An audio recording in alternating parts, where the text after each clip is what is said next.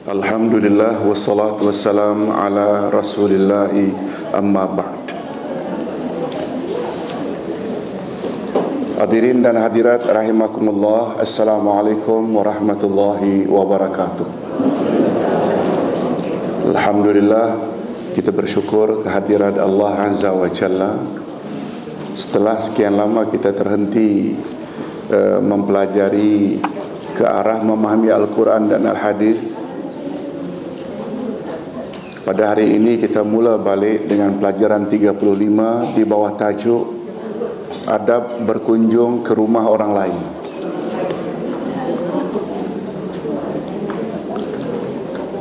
Sebelum kita bahas ayat ini atau topik ini, marilah kita baca dulu ayat-ayatnya, yaitu surat An-Nur ayat 27 hingga 29. Tolong ikuti. A'udzu billahi minasyaitonir rajim. Ya ayyuhalladzina amanu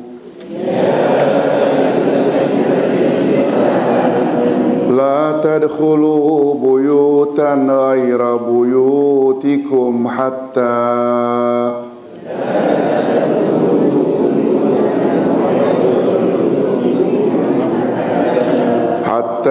tasta'nisu wa tusallimu ala ahliha.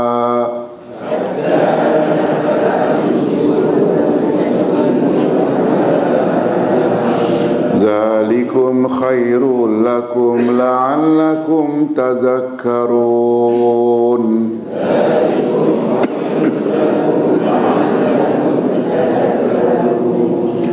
فَإِنْ لَمْ تَجِدُوا فِيهَا أَحَدًا فَلَا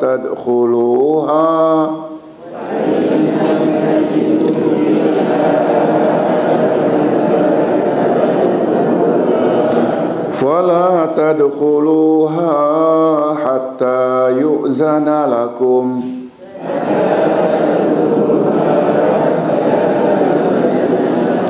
وَإِنْ قِيلَ لَكُمْ ارْجِعُوا فَارْجِعُوا هُوَ أَزْكَى لَكُمْ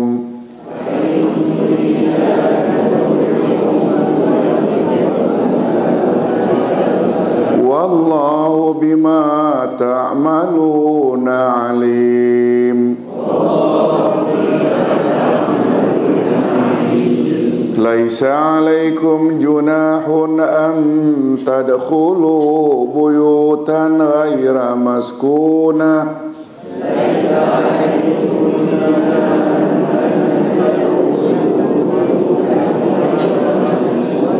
فيها متاع لكم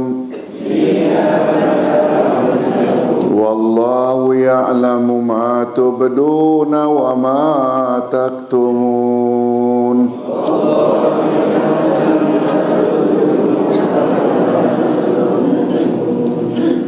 Demikianlah ayat 27 hingga 29 dari surat An-Nur yang kita ingin jadikan sebagai hujah atau asas pembahasan topik adab berkunjung ke rumah orang lain.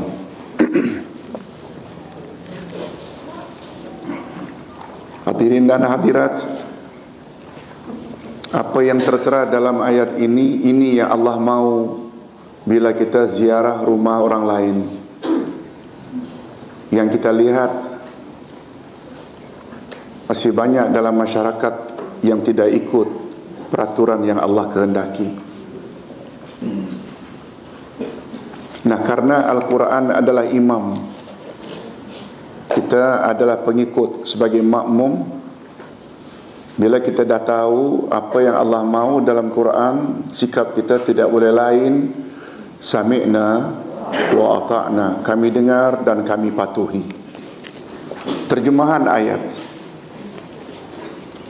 Hai orang-orang yang beriman, janganlah kamu memasuki rumah yang bukan rumahmu sebelum meminta izin dan memberi salam kepada penghuninya. Yang demikian itu lebih baik bagimu agar kamu selalu ingat. Jika kamu tidak menemui seseorang pun di dalamnya, maka janganlah kamu masuk sebelum kamu mendapat izin. Dan jika dikatakan kepadamu, kembali sajalah, maka hendaklah kamu kembali. Itu lebih bersih bagimu, dan Allah Maha mengetahui apa yang kamu kerjakan. Tidak ada dosa atasmu memasuki rumah yang tidak disediakan untuk didiami, yang di dalamnya ada keperluanmu, dan Allah mengetahui apa yang kamu nyatakan dan apa yang kamu sembunyikan. Okey, sebelum kita tafsiran atau memahami tafsiran ayat, bagus juga kita tahu mengapa ayat ini turun. Apa asbabun nuzulnya.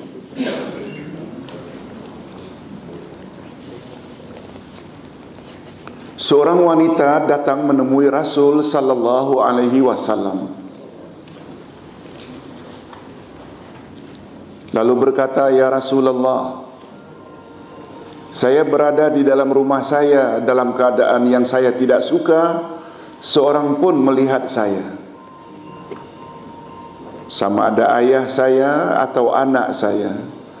Lalu tiba-tiba datang seseorang masuk ke dalam rumah saya, maka apakah yang patut saya lakukan?"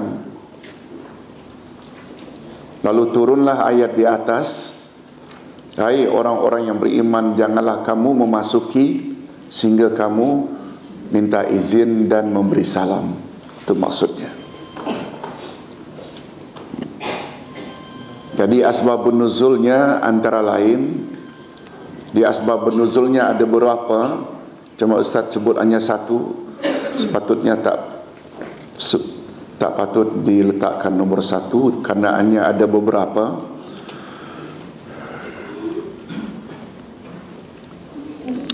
Jadi ayat ini turun, ada tak kaitannya dengan pertanyaan seorang wanita? Yes. Dia berada di dalam rumah, dalam berpakaian yang dia tidak suka ada orang lain melihat auratnya. Lalu dia tanya, apa patut saya lakukan? Maka turunlah ayat tadi. Makna ayat secara umum. Dalam ayat-ayat di atas, Allah Subhanahu Wa Taala ingin mengajar hambanya agar memiliki adab yang mulia. Antaranya meminta izin sebelum memasuki rumah orang lain, serta sopan ketika meminta izin. Demikian juga memberi salam kepada penghuninya, karena cara demikian lebih menimbulkan rasa kasih dan kemesraan. Allah Subhanahu Wa Taala melarang memasuki rumah orang lain tanpa izin, supaya tidak terlihat perkara-perkara yang penghuni rumah tidak suka dilihat oleh orang lain.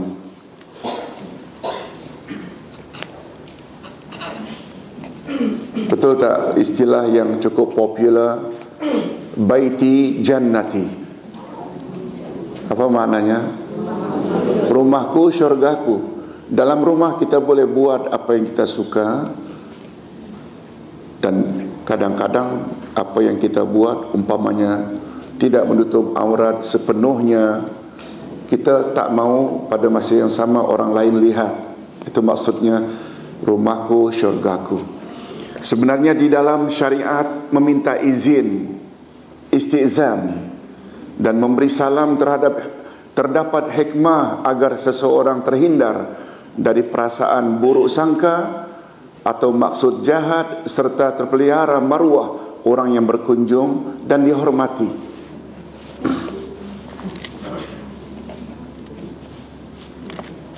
Sekiranya orang yang berkunjung itu tidak mendapat izin dari penghuni rumah, apa yang tetamu harus buat? Hendaklah dia pulang saja. Sikap demikian itu adalah lebih baik baginya daripada tetap berdiri di depan pintu atau seperti memaksa penghuni rumah agar mengizinkannya. Sebab terkadang-kadang penghuni rumah itu sedang sibuk dengan suatu pekerjaan dan dia tidak mau diganggu oleh tetamu.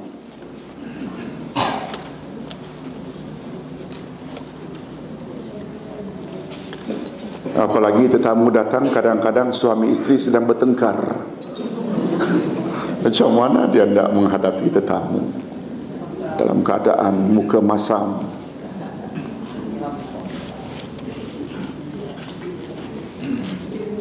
Oleh sebab itu, walaupun beri salam berkali-kali, terhadap salam patut dijawab tak? Wajib dijawab. Tapi dia boleh ambil sikap jawab perlahan saja.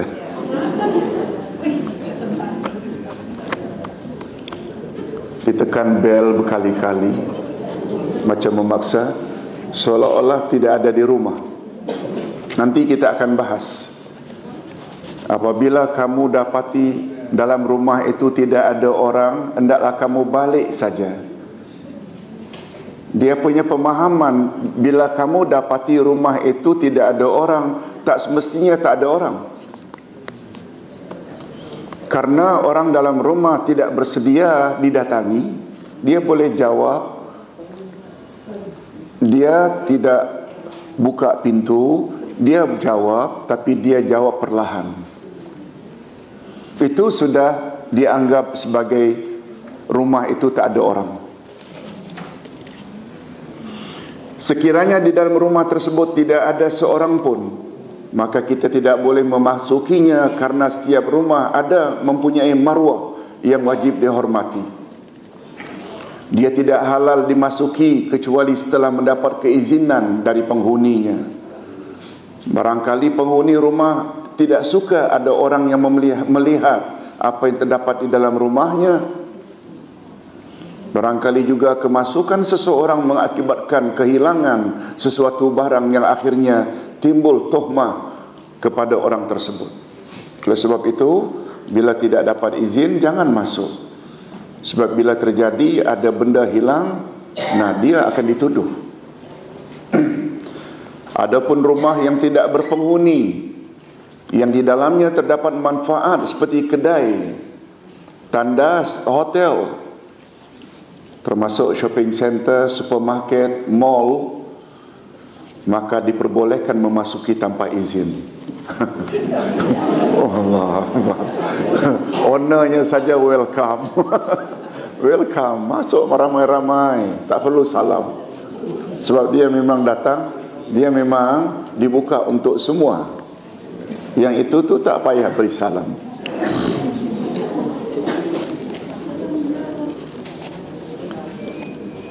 Tafsiran dan rahasia di balik ayat. Apa dia rahasia di balik ayat ini? Yang pertama, ayat di atas diawali dengan iman. Ayat di atas diawali dengan ya ayyuhallazina amanu. Wahai orang-orang yang beriman. Allah tidak panggil dengan ya ayyuhan nas, wahai sekalian manusia. Allah juga tidak sebut ya ayyuhallazina kafaru, hei orang-orang kafir.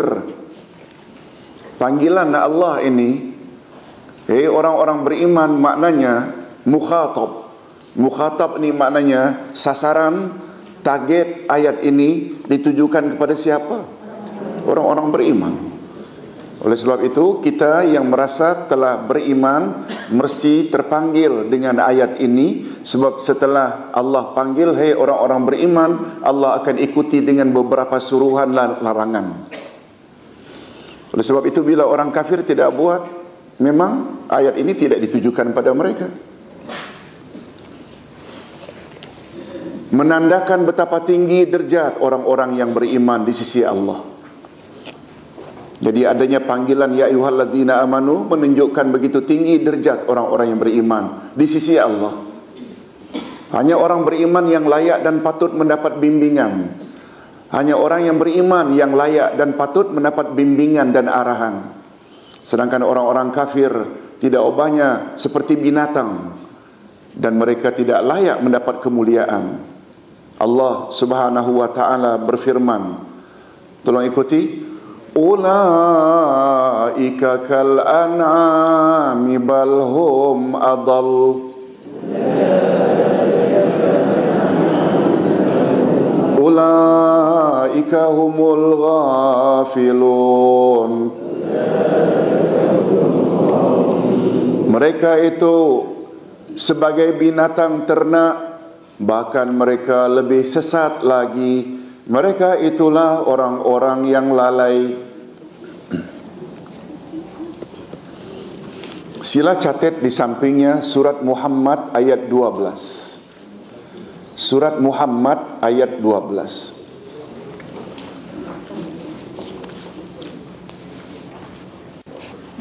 Allah Subhanahu wa taala berfirman pada surat Muhammad ayat 12. Tolong ikuti. Wallazina kafaru yatamatta'una wa ya'kuluna kama ta'kulul an'am fannaru maswallahum. Orang-orang kafir itu mereka bersenang-senang, enjoy, berseronok-seronok dan makan minum bagaikan berseronok-seronok dan makan minumnya binatang. Nerakalah tempat kembali mereka. Mengapa orang kafir disamakan dengan binatang dalam hal berseronok dan makan minum? Betul tak bagi mereka tidak ada istilah halal haram? Orang beriman tak macam itu. Ayat 12 surat Muhammad.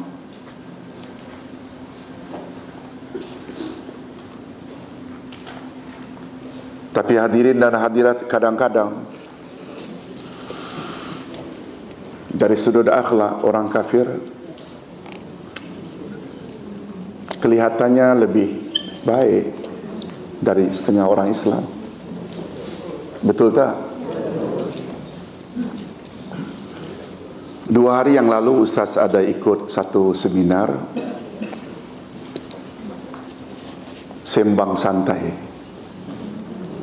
Jadi pengikut hari itu, walaupun pada asalnya akan pemberi materi, penceramah, karena ada arahan supaya tak boleh bercakap.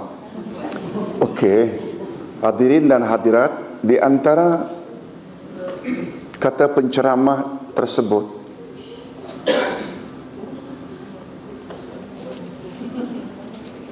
di antara kemunduran umat Islam ini ada 5 masalah, ada krisis. Pertama sekali disebut krisis akhlak, krisis leadership, kepimpinan, krisis pemikiran. Ada 5. Satu di antaranya akhlak. Kata penceramah tersebut, Dr. Azman, mungkin kita kenal. Saya pernah lihat ada orang yang berjubah, berserban, pergi ke masjid pakai mobil. Setelah dia merokok, satu hal.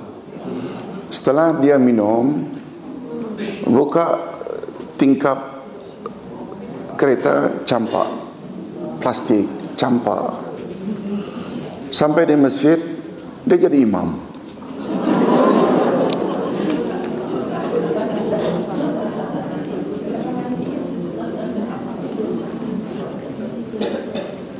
Saya pernah duduk di Amerika. Setiap malam minggu biasanya orang sana mabuk-mabuk. Tapi dalam keadaan mabuk, dia sempat masukkan dalam tong sampah. Dalam keadaan mabuk, sempat botol yang dia minum itu masuk tong sampah. Dalam keadaan mabuk. Yang kita pula dalam keadaan waras. Akhlaknya macam itu. Sampai masjid jadi leader pula. Tapi hadirin dan hadirat, hati-hati ya menggunakan istilah akhlak orang kafir lebih baik dari orang Islam. Itu adalah salah sangat.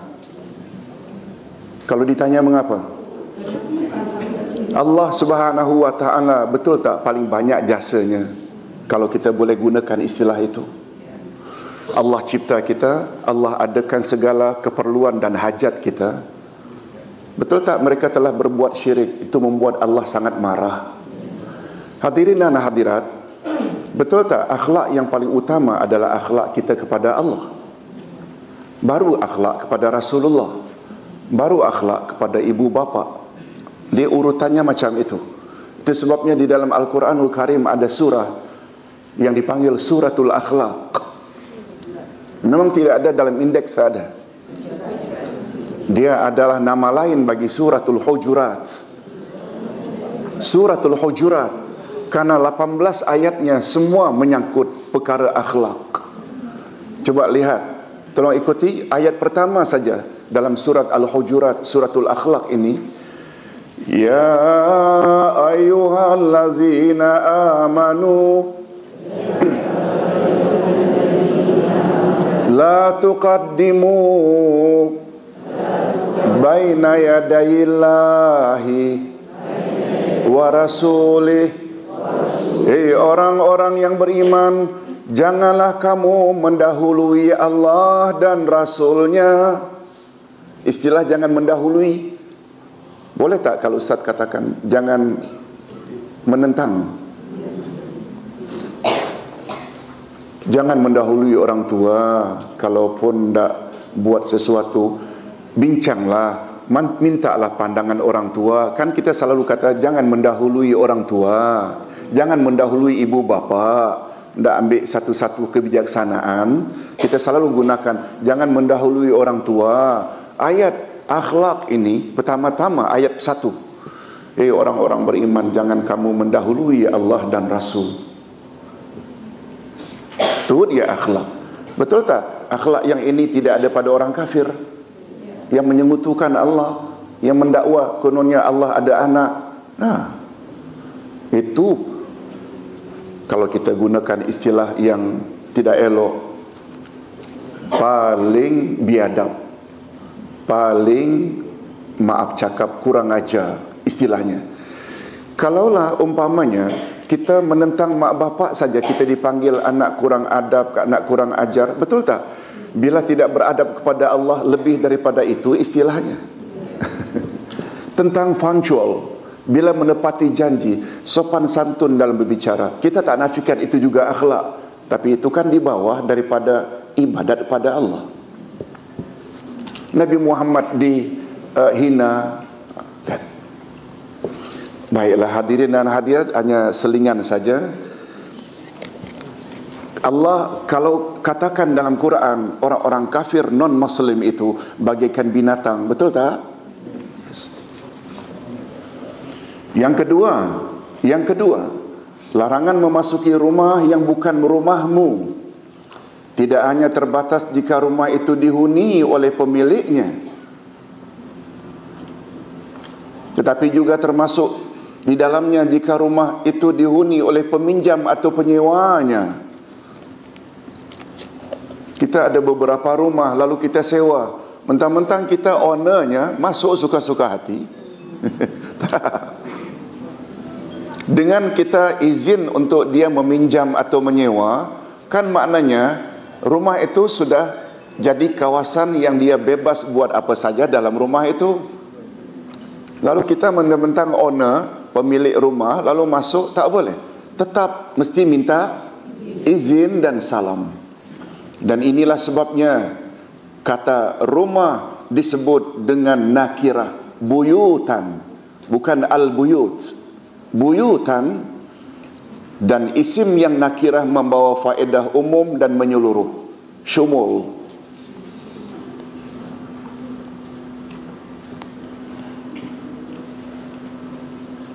Dulu Ustaz ada sebut, bila noun dalam bahasa Arabnya isim memakai alif lam, dia membawa makna definitif. Bila tidak pakai alif lam, dia membawa makna indefinitif. Seperti baiton, a house. Al-baitu, the house. Oleh sebab itu, bila kita punya PA datang memberitahu bos, ada satu orang yang namanya Muhammad bin Ilyas, dia datang dari syarikat itu, dia sebagai manajernya, dia tidak jumpa tuan, boleh tak datang masuk sekarang? Dalam bahasa Arab, arsil ilayya ar-rajul. Barangkali kalau Englishnya send to me the man. Betul tak? Karena bos sudah tahu siapa ciri-ciri orang itu, apa namanya, dari syarikat mana, kan kita menggunakan the man. Betul tak? Itu maknanya. Tapi kalau isim itu tidak pakai, dia bersifat umum. Itu sebabnya walaupun rumah itu rumah milik kita, tapi sudah kita pinjam atau sudah kita sewa, tetap tak mesti minta izin dan memberi salam? Yes. Okey. Yang ketiga, sehingga kamu meminta izin dengan menggunakan istilah isti'nas, bukan dengan istilah isti'zan. Isti'zan maknanya minta izin. Isti'nas dia lebih dalam daripada minta izin. Maulana Al-Maududi rahimahullah, barangkali kita biasa dengan nama ini, ulama besar dari Pakistan ya. Maulana Al-Maududi, ulama besar dari Pakistan, berkata, adalah keliru orang yang mengartikan isti'nas hanya sekedar meminta izin sahaja. Padahal sebenarnya dua istilah ini mempunyai perbezaan makna yang amat halus, yang tidak sewajarnya dianggap ringan.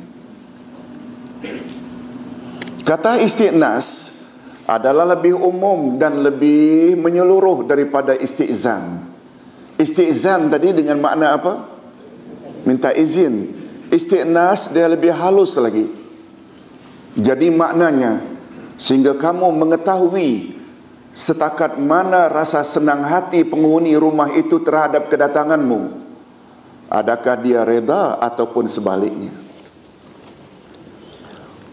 Assalamualaikum atau tekan bel. Lalu tuan rumah tersebut katakan, silakan masuk. Atau kita katakan, boleh tak saya masuk? Lalu tuan rumah kata, silakan masuk. Itu namanya apa? Isti'zan atau isti'nas? Isti'zan. Isti'nas ini, bila kita lihat, tekan bel, beri salam, keluar, tuan rumah sekeluarga dengan anak-anaknya sudah berpakaian lengkap. Malah di luar rumahnya, barang-barang yang dia akan pergi piknik, umpamanya dia akan pergi ke luar kota, sudah tersedia. Lalu tuan rumah kata, silakan masuk, silakan masuk.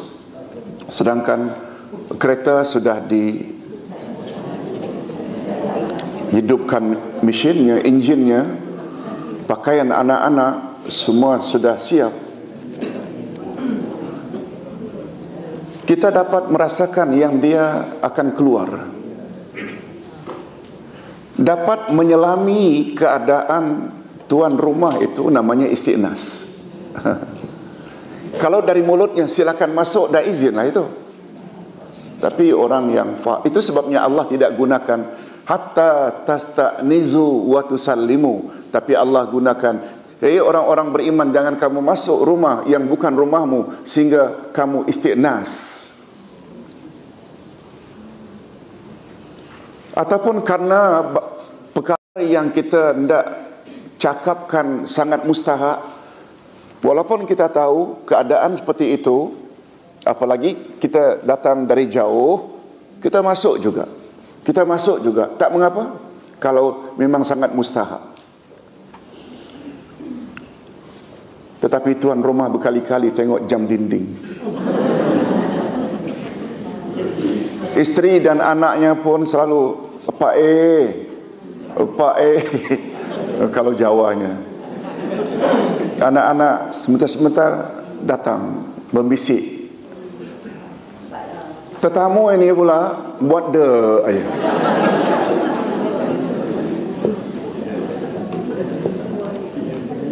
Makin rancak ceritanya, sedikit pun tidak sensitif. Salah. Itu faedah penggunaan istiqnas. Hadirin dan hadirat, kita teruskan keempat.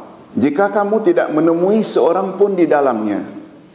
Ungkapan ini mengandungi makna yang sangat mendalam. Maknanya, barangkali di dalam rumah tersebut ada penghuninya, tetapi dia sengaja tidak menjawabnya, atau dia berterus terang tidak mengizinkannya. Kedua-dua makna ini boleh tersirat dalam ungkapan di atas. Oleh sebab itu, Allah Subhanahu Wa Taala tidak menggunakan ungkapan jika sekiranya tidak ada seorang pun di dalam rumahnya. Allah tak menggunakan istilah itu. Jika sekiranya tidak ada seorang pun di dalamnya, Allah gunakan istilah apa? Jika kamu tidak dapati ada orang dalam rumah itu. Jika kamu dapati tidak ada orang di dalam rumah itu, kamu. Bukan dengan menggunakan istilah jika dalam rumah itu tak ada orang. Allah tak gunakan istilah itu. Berbeza tak? Berbeza tak? Allah tidak gunakan istilah jika rumah itu tak ada orang. Bukan.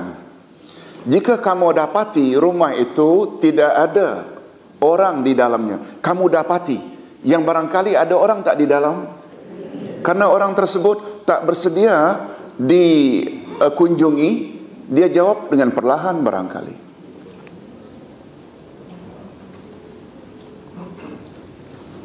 Ini terjadi di zaman Rasul sallallahu alaihi wasallam. Tapi sebaliknya ya, bukan karena tidak mau didatangi. Rasulullah datang memberi salam, Assalamualaikum warahmatullahi. Senyap, tak ada jawaban. Assalamualaikum warahmatullahi 2 kali, 3 kali tak datang. Sesuai dengan ayat hadis Nabi, bila 3 kali minta izin atau beri salam tak ada jawab, balik. Lalu Nabi begitu tidak berbalik, tiba-tiba pintu dibuka besar-besar. Rupanya suaminya, istrinya, anak-anaknya semua di situ. Subhanallah, kata Nabi, mengapa kamu tidak jawab? Mengapa kamu tidak buka pintu? Ya Rasulullah, salam itu kan doa. Mudah-mudahan Allah beri kamu, wahai penghuni rumah, keselamatan, keberkatan dan rahmat Allah. Ya Rasulullah, doa Tuhan kan makbul. Jadi kami sengaja jawab perlahan supaya kali kedua, supaya doa lagi untuk kami kali ketiga.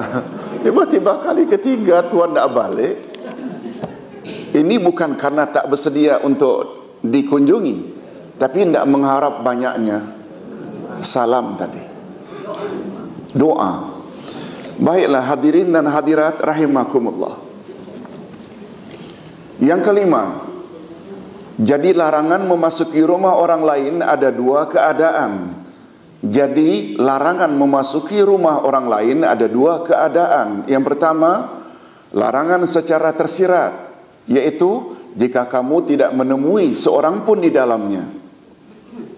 Yang kedua, larangan secara terang-terangan, yaitu jika dikatakan kepadamu kembali sajalah, maka hendaklah kembali. Betul tak? Ada secara tersirat, ada tersurat.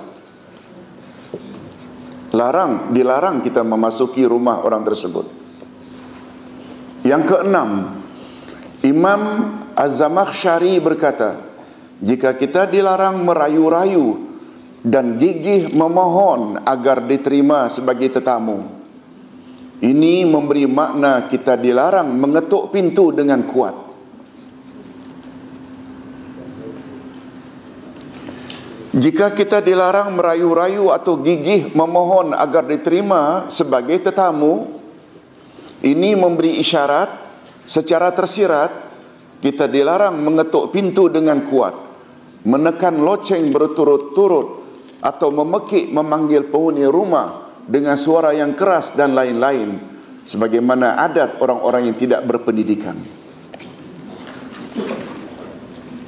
Begitu.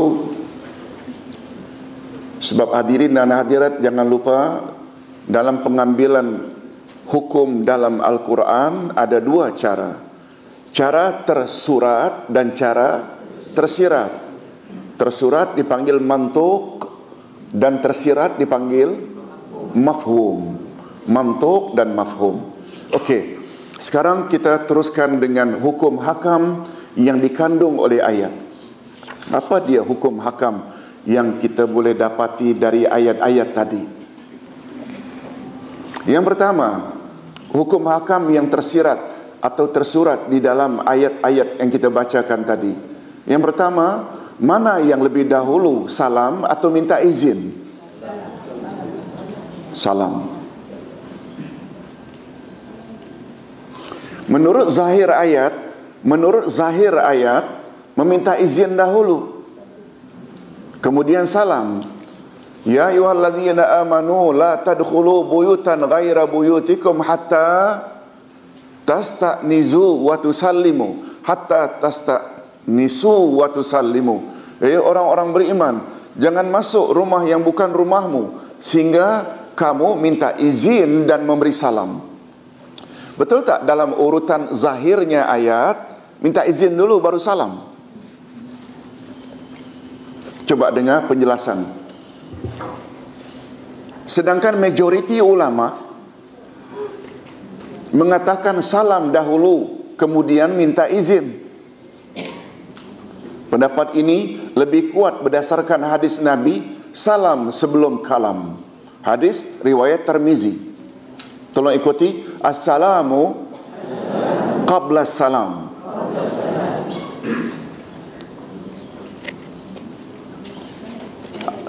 Ustaz ulang. Assalamu qablal kalam.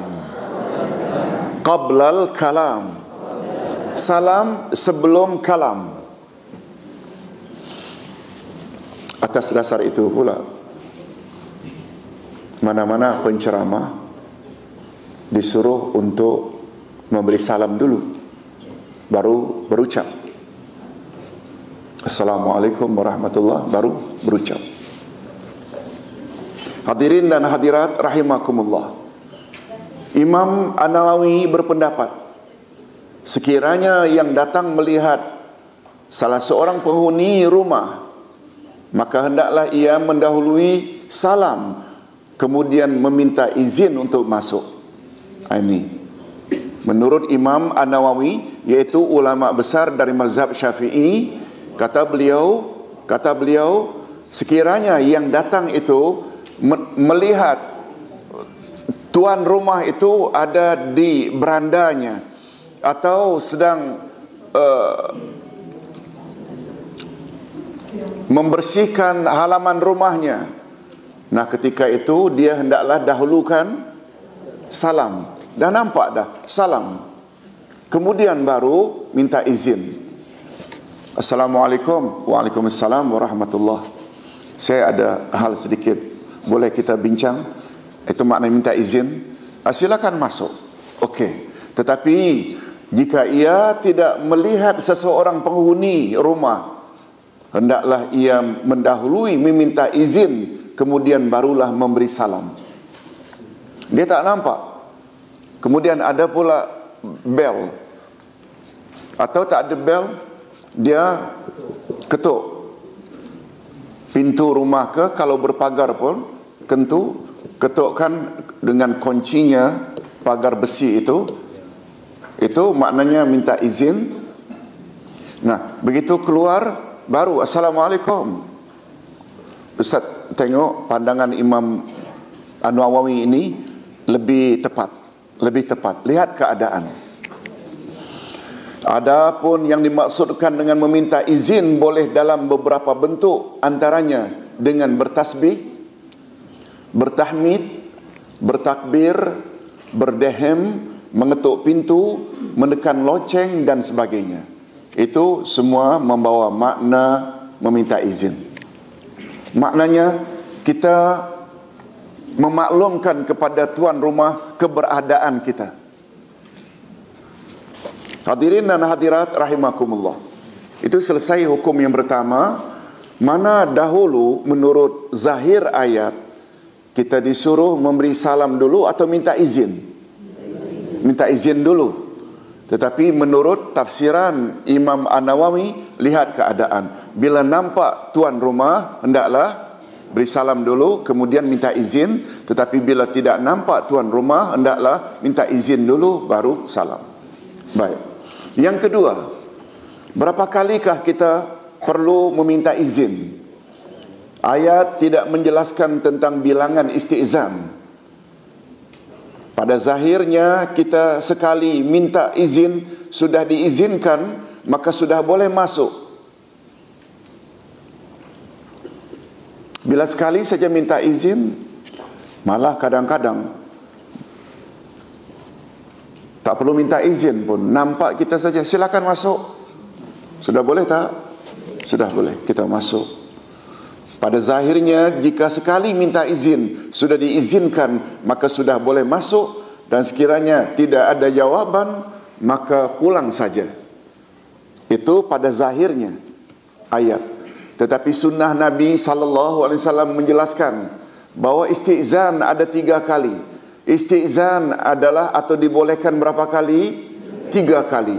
Ini berdasarkan hadis Nabi SAW dari Abi Hurairah radhiyallahu anhu, sabda baginda, minta izin itu 3 kali. Yang pertama, minta diam, istinsat. Yang kedua, minta berkemas, istislah. Yang ketiga, mengizinkan atau menolak, izin warrad. Hadis tafsir Ar-Razi juzuk 23 muka surat 197. Tolong ulangi, istinsat, istislah, izin warad. Okey, maknanya macam ini. Istinsat maknanya minta diam. Assalamualaikum. Kita yang sedang bercakap dengan keluarga, macam ada orang beri salam, lalu kita pun tidak meneruskan pembicaraan. Betul tak maknanya kita diminta untuk diam? Baru yang keduanya, Assalamualaikum. Wah, confirm ada orang datang, tak masuk. Istislah maknanya berkemas, memperbaiki keadaan ruangan tamu yang barangkali kita dengan family mau relax, kita rasa selesa tidur di ruangan tetamu, kita ambil sofa barangkali untuk bantal yang barangkali tidak berserak. Istislah maknanya kita rapikan balik. Assalamualaikum kali ketiga, baru jawab. Sama ada kita tidak izinkan atau kita tidak izinkan. Boleh faham tak? Betul tak Islam ini sangat cantik?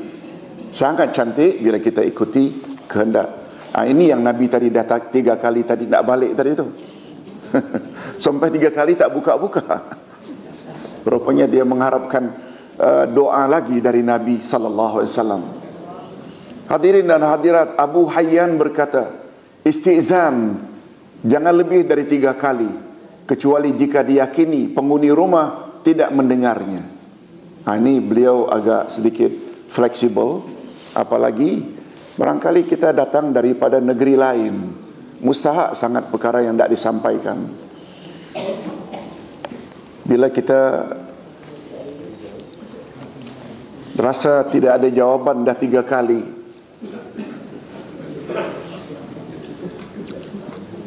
boleh tidak balik, tapi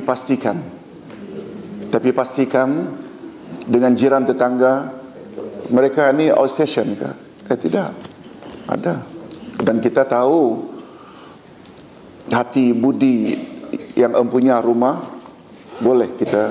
Itu menurut Abu Hayyan. Okey. Adapun pengajaran yang ketiga, adakah minta izin dan memberi salam wajib ke atas tetamu? Ini lagi. Jumhurul ulama berpendapat walaupun tetamu mesti melakukan kedua-duanya sebelum masuk rumah, tetapi martabat hukumnya tidak sama. Martabat hukumnya tidak sama antara minta izin dengan memberi salam. Minta izin adalah wajib, sedangkan memberi salam adalah sunat. Yang wajib itu memberi salam ke menjawab salam? Jawab salam. Memberi salam? Apa sebab minta izin itu wajib? Memberi salam itu sunat. Dia ada kaitannya. Dia ada kaitannya. Minta izin, dia ada kaitannya dengan aurat.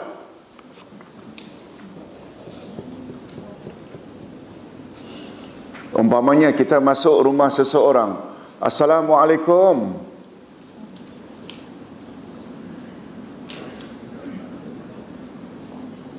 Lalu kita langsung buka saja, masuk saja. Ada tak kemungkinan dalam rumah tersebut istrinya, anak perempuannya dalam keadaan tidak menutup aurat? Ada kemungkinan tak? Oleh sebab itu, bila Assalamualaikum tanpa minta izin langsung masuk, maka akan dosalah kita karena melihat orang aurat orang lain, dan orang rumah sendiri tak mau dia dilihat dalam keadaan begitu. Atas sebab itu maka minta izin hukumnya wajib, sedangkan memberi salam hukumnya sunat. Karena meminta izin ada kaitannya dengan pandangan, yakni supaya tidak terlihat aurat manusia. Sedangkan memberi salam hanya penghormatan agar terjalin hubungan kasih sayang.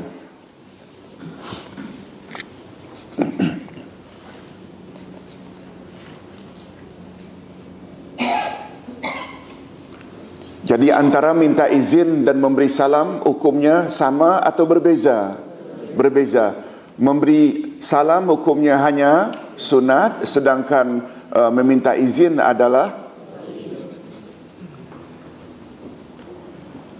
itu sebabnya kata para ulama, setelah kita ketuk pintu atau tekan bel sambil memberi salam, posisi orang yang mengetuk pintu dan memberi salam ini, posisi di depan pintu, jangan menghadap pintu, hendaklah menggiring. Sampai begitu para ulama membahas bab ini. Apa sebab? Bila terbuka dalam keadaan rumah yang berselera, dalam keadaan rumah, puan rumah dalam keadaan tidak menutup aurat, supaya jangan sampai terpandang. Itu maksudnya. Ketika mengetuk pintu atau menekan bel, memberi salam, mata jangan ke arah pintu, tapi menggiring. Okey, yang keempat, keadaan tertentu yang membolehkan masuk tanpa izin. Ada pula. Ada beberapa keadaan yang seseorang boleh masuk tanpa izin. Menurut zahir ayat, kita memang dilarang memasuki rumah orang lain tanpa izin dalam semua waktu dan keadaan. Begitu pada asalnya.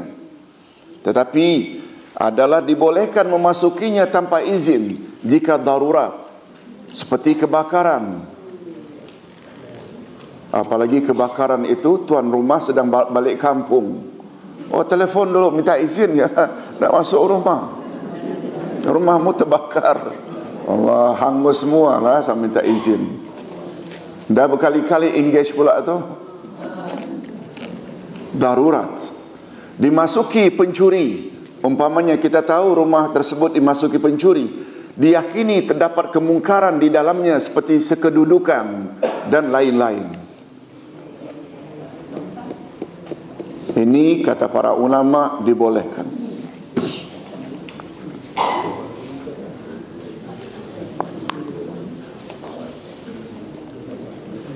Tolong ikuti kaedah dalam bab darurat. Ad-darurat tubihul mahzurat. Bila dah sampai peringkat darurat atau emergency, Yang tak boleh hukumnya jadi boleh. Itu dia punya kaedah.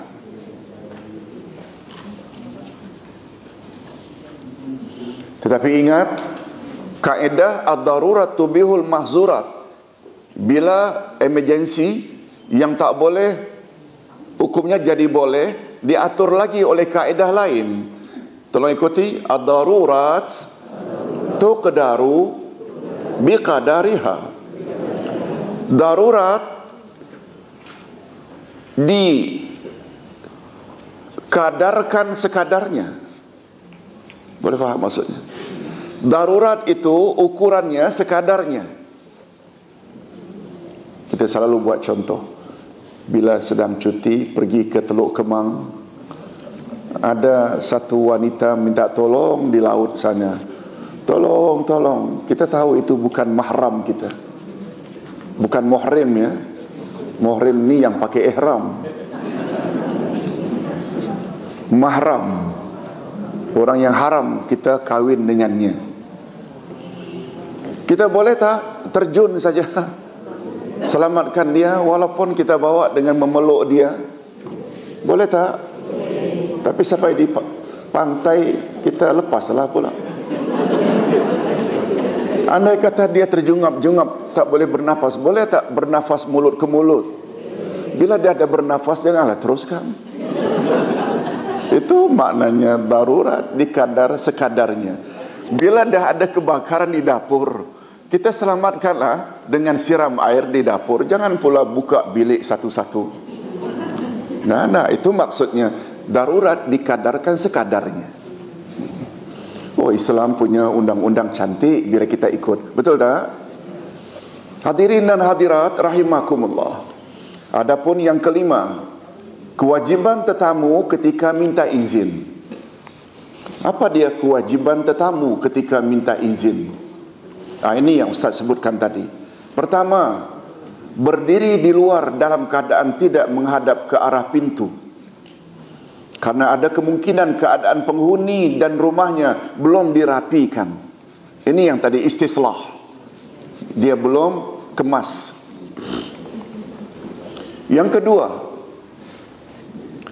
jika ditanya oleh penghuni, kamu siapa? Jangan dijawab dengan saya.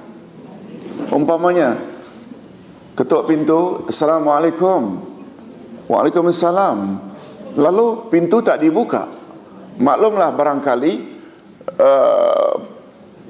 hanya ada istrinya di rumah. Tak ada orang lain. Siapa di luar sana? Siapa yang datang? Saya. Kan makna saya ni, saya pencuri, saya perampok, semua saya. Hendaklah kita sebut nama, sehingga tuan rumah merasa tenang dan buka pintu. Tidak buka pintu pun kadang-kadang, betul tak pencuri, dia tidak memastikan, dia boleh rempuh saja.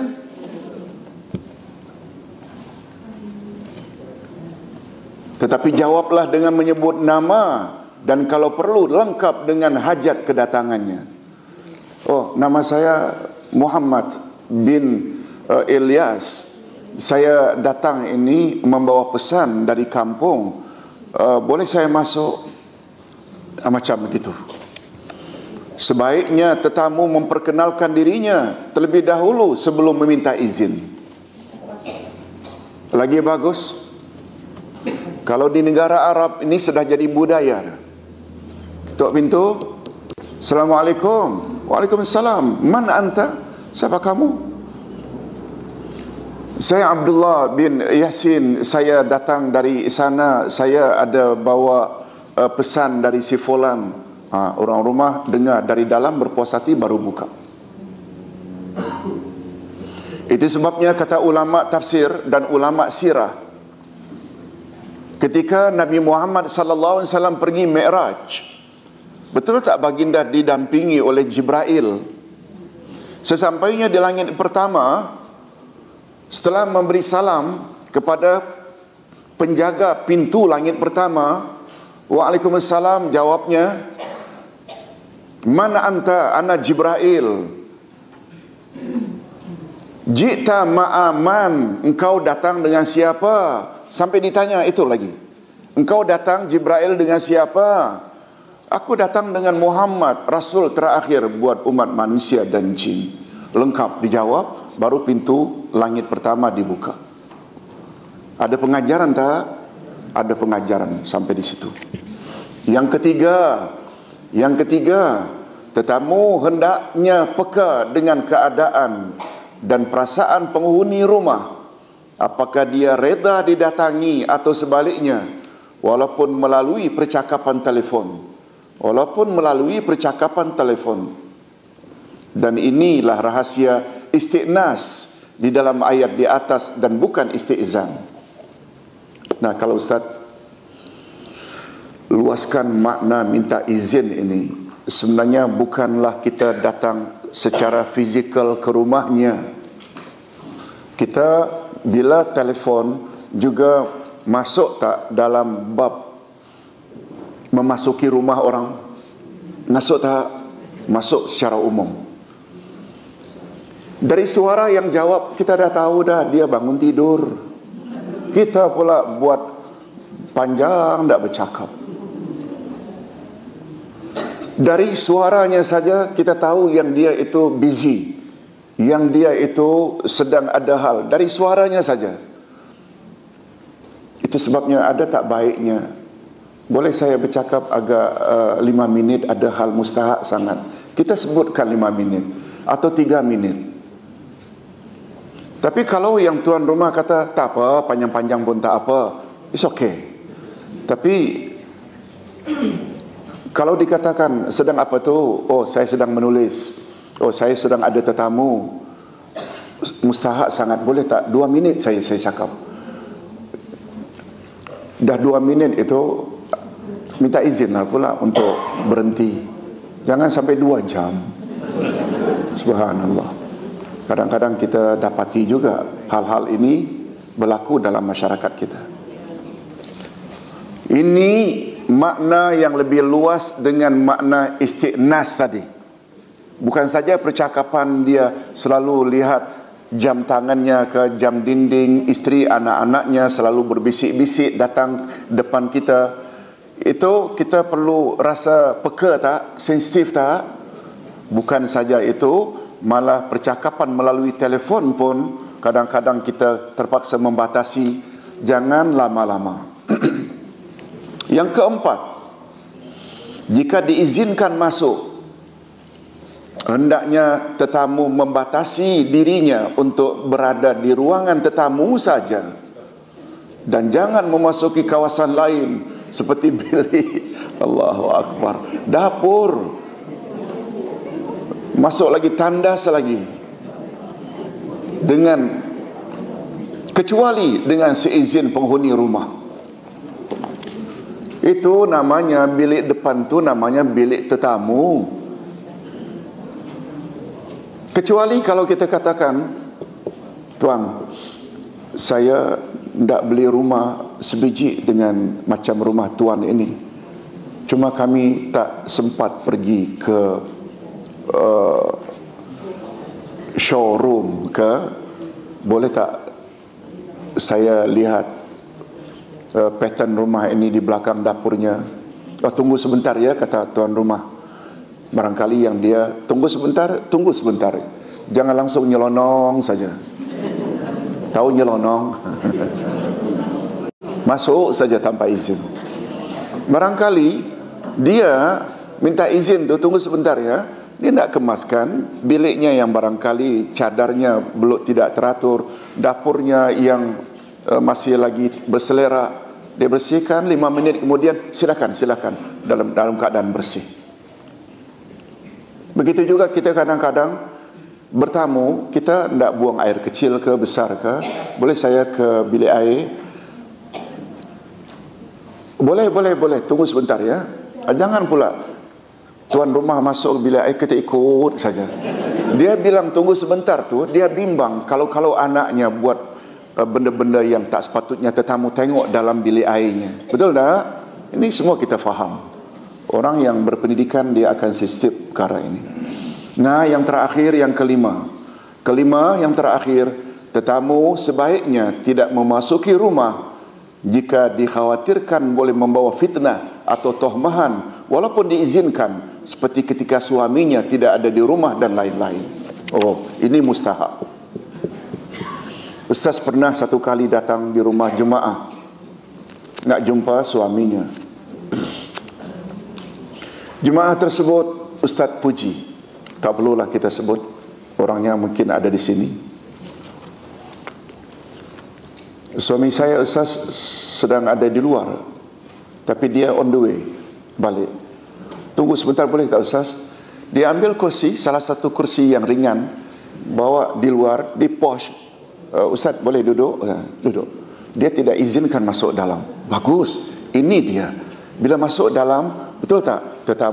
Tetangga-tetangga akan lihat apa mereka buat, walaupun tak ada buat apa-apa.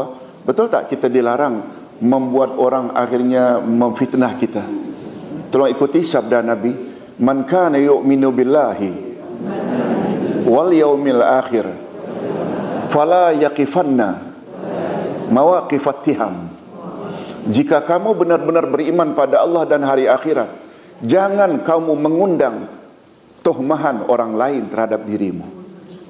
Boleh faham maksudnya? Bila kita masuk, orang-orang boleh menafsirkan macam-macam, walaupun kita tak buat apa-apa. Kecuali kalau di rumah itu ada orang lain lagi, ada beberapa orang anaknya, ada maidnya, itu tak ada masalah. Tapi kalau dia seorang saja, tolong jangan masuk, sebab dia ini adab-adab. Hadirin dan hadirat, mudah-mudahan apa yang kita sampaikan ini ada jugalah manfaatnya. Cuma kita ada masa sedikit, izinkan saya membaca beberapa soalan, boleh? Okey, Ustaz. Semoga Ustaz dalam keadaan sihat walafiat, alhamdulillah. Saya ada dua soalan. Pertama, pahala memberi makan di bulan Ramadan sangat besar ganjarannya. Betul tak? Memang ada dari Nabi. Apakah yang dimaksudkan dengan memberi makan? Adakah cukup dengan memberi tamar atau bubur lambuk saja, atau makan bermakna makan sampai kenyang? Hadirin dan hadirat, ulama tidak pernah kaji bab ini, sebab tahu kemampuan manusia berbeza-beza. Nabi Muhammad sallallahu alaihi wasallam pernah mengatakan dalam bab memberi makan orang lain, Nabi sampai sebut walau dengan secebis korma. Apa maknanya? Riwayat lain walau dengan seteguk air. Riwayat lain walau dengan segelas susu. Semua dapat ganjaran. Cuma besar kecilnya tentunya berbeza tak? Yang satu kita kirim satu talam nasi mandi. Allahu Akbar. Yang kedua pula, kira-kira keluarga tersebut 3 mangkuk lambuk. Tentu tak sama kan besarnya pengorbanan ini. Itu sebabnya di dalam hadis lain Nabi bersabda, tolong ikuti, at'imut ta'am wasilul arham wa abshus salam wa tayyibul kalam wa sallu bil laili wan nasu niyam tadkhulul jannah bisalam. Beri makanlah orang lain, hubungkan silaturrahim, ucapkanlah salam, berkatalah baik-baik pada orang lain, lakukan salat sunat ketika orang lain sedang tidur nyenyak. Bila itu kamu lakukan, kamu masuk syurga dengan selamat, tanpa disebut detail apa yang patut diberi. Nabi Muhammad sallallahu alaihi wasallam sangat peka dalam hal ini. Nabi ada sebut tak akikah untuk anak lelaki 2 ekor kambing? Tapi Nabi ketika mengakikahkan cucunya Hasan 1 ekor kambing, Husain 1 ekor kambing. Apa maknanya? Kedua-duanya sahih. Kata ulama hadis, ia memberi makna Nabi faham akhir zaman tidak semua orang bila dapat anak lelaki menyembelih 2 ekor kambing. Oleh sebab itu, ucapan beliau itu 2 ekor kambing, perbuatan beliau seekor kambing, memberi makna bila kita combine 1 ekor pun boleh untuk anak lelaki, cuma bila 2 ekor lebih afdal. Boleh faham? Okey, itu jawaban Ustaz. Jadi dalam hal ini, apapun bentuknya sampai kenyang lagi bagus, tetapi kalau hanya kuih muih saja juga boleh. Yang kedua, digalakkan supaya kita tidur dengan beruduk. Apakah fadilatnya Ustaz? Jika kita malas ke bilik air, boleh tak kita tidur dengan tayamum saja? Allahu Akbar. Okey. Masalah, nah bagus ya, bertanya bagus ya.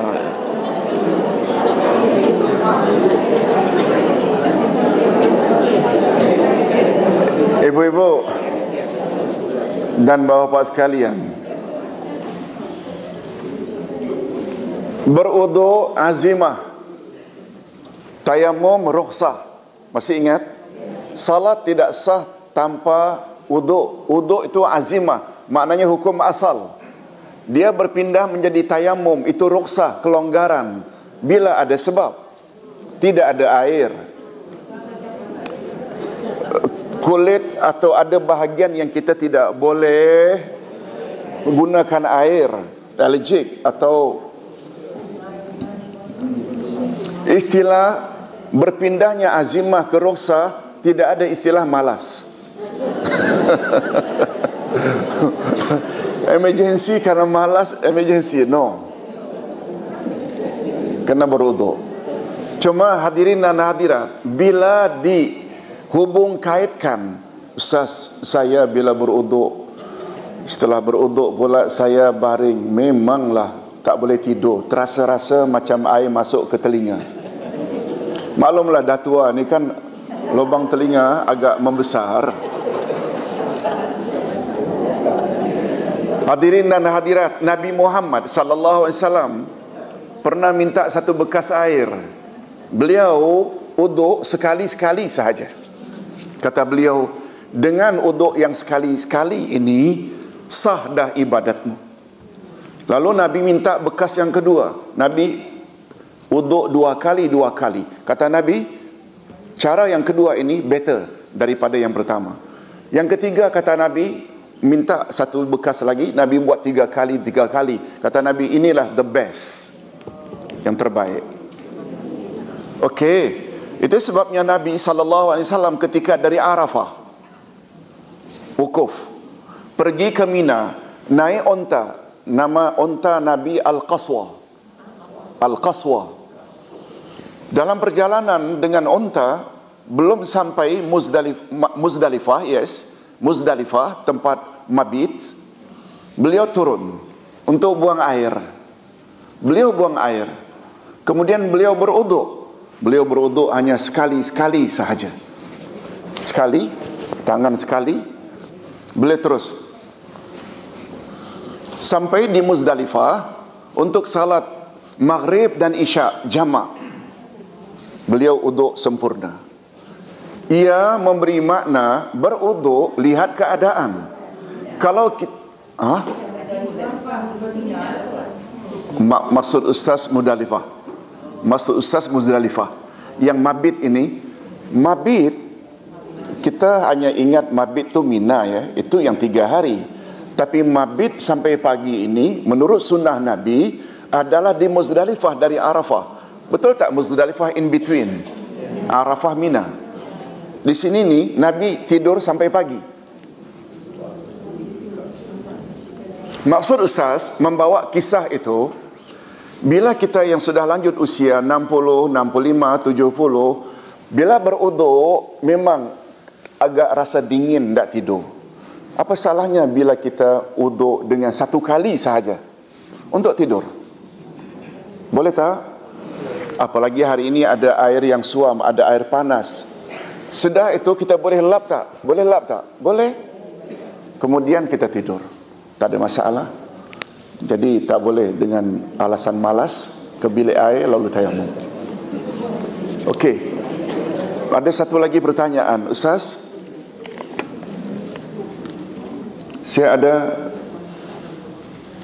terbaca di dalam sebuah kitab manasik haji tentang pandangan ulama Saudi tentang hal yang tersebut ini, iaitu apabila kita berada di Madinah, kita sepatutnya menziarahi makam Rasulullah sallallahu alaihi wasallam, tetapi kita dilarang menziarahi makam baginda dengan kerap, karena ada hadis yang menyatakan jangan kamu buat kuburku suatu perayaan.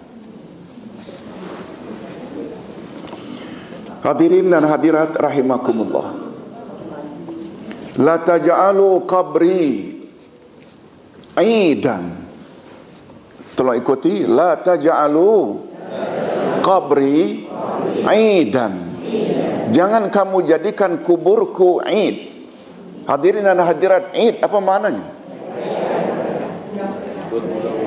Yes, maknanya aid, i'adah. Bila kita salat di rumah Isya, suami isteri, lalu kita keluar untuk cari makanan, kedengaran masjid itu baru qamat, agak lewat karena ada ceramah, kita join lagi untuk salat berjamaah Isya, boleh tak? Ini namanya i'adah. I'adah itu repeat. Aid dari kata ini. Mengapa dikatakan 1 Syawal itu Idul Fitri? Karena kita repeat lagi merayakannya, repeat lagi pada setiap 1 Syawal. Betul tak? Berulang-ulang. Okey. Jangan kamu jadikan kuburanku Aid, iaitu kunjungan yang berulang-ulang. Dia sebenarnya makna asalnya, kita sengaja datang dari luar itu, tidak datang ke Madinah. Matlamat utama kita kuburan Nabi. Sebenarnya matlamat kedatangan kita ke Madinah bukan kuburan Nabi. Sebaiknya apa dia? Masjid Nabawi. Tolong ikuti sabda Nabi, la tushaddur rihal illa ila salasati masajid, al-masjidil haram wa masjidi hadza wa masjidil aqsa. Jangan kamu gagah-gagahkan pemergianmu untuk tujuan ibadat kecuali pada 3 masjid, Masjidil Haram dan masjidku ini, Masjid Nabawi dan Masjidil Aqsa.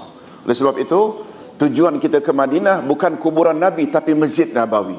Tapi bila dah ada kita berada di sana, kita bagus tak ziarah kubur Nabi? Okey. Ziarah, tapi tolong jangan ziarah saban hari. Pernah pada suatu hari ada orang datang pada waktu malam. Ada orang datang pada waktu malam menziarahi kubur Nabi. Waktu itu rumah Fatimah masih lagi berada di samping kubur bapaknya. Kubur Nabi kan bersama Aisyah sebelah rumah Fatimah. Lalu dikubumikan Rasulullah di rumahnya Aisyah. Sayyidina Ali dan Fatimah rumah sebelah. Sedang Asya ni makan malam, Hasan nampak satu orang ziarah kubur datuknya. Hei fulan, mau tak kamu Asya bersama kami? Asya itu dinner. Kalau ainnya berbaris bawah, Isya itu salatnya. Salat Isya, makan malam Asya, lunch pula ghada. Ghada, bahasa Melayu kan itu sangat kasar. Kamu tak ada kerja lain, ghada saja nak. Itu punya bahasa Arab itu, bahasa fasih, bahasa Quran. Kata Nabi Musa ketika letih, tidak ghada ana. Tolong keluarkan our lunch. Ghada ana, our lunch. Okey. Lalu orang tersebut kata terima kasih. Lalu Hasan dah selesai Asya, turun. Apa tujuan datang ke sini? Saya hendak ziarah kubur Rasulullah. Fulan, datukku pernah cakap, aku dengar sendiri, siapa yang memberi salam, ada malaikat yang akan membawa salamnya untuk disampaikan padaku dalam kuburan, dan rohku akan dikembalikan oleh Allah untuk menjawabnya, walaupun yang memberi salam itu berada di Andalusia. Mana tu Andalusia? Spain, Spanyol. Begitu jauh.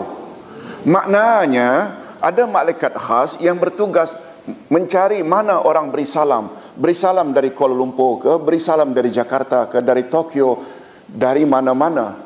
Semua malaikat itu akan bawa, Nabi akan salam.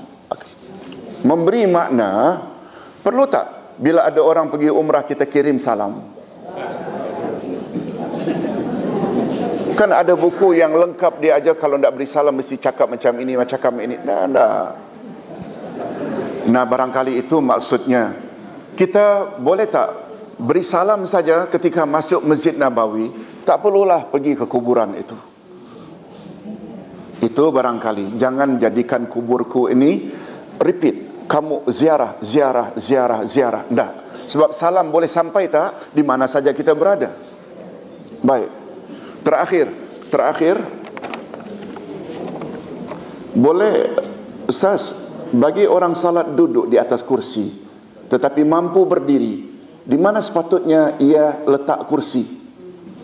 Kalau di atas garis, bila duduk betul lurus dengan makmum lain, tetapi semasa berdiri dia agak ke depan. Hadirin dan hadirat rahimakumullah. Pertama, Ustaz ingin ingatkan ya, bila kita tidak mampu berdiri, kita tidak mampu salat berdiri, kita boleh duduk tak? Tapi bila kita hanya tidak mampu untuk sujud, rukuk boleh, berdiri boleh, jangan awal-awal lagi dah duduk. Ini yang dimaksudkan ad-darurat tubihul mahzurat. Bila dah sampai ke peringkat emergency yang tak boleh jadi boleh. Betul tak berdiri tegak itu adalah rukun dalam salat fardu? Boleh tak rukun ini menjadi mansuh karena uzur? Boleh duduk. Sekarang orang tersebut hanya tak boleh sujud karena kakinya bermasalah untuk dilipat. Tetapi dia boleh berdiri. Oleh sebab itu, walaupun ini tak ditanya, Ustaz tak sebut juga,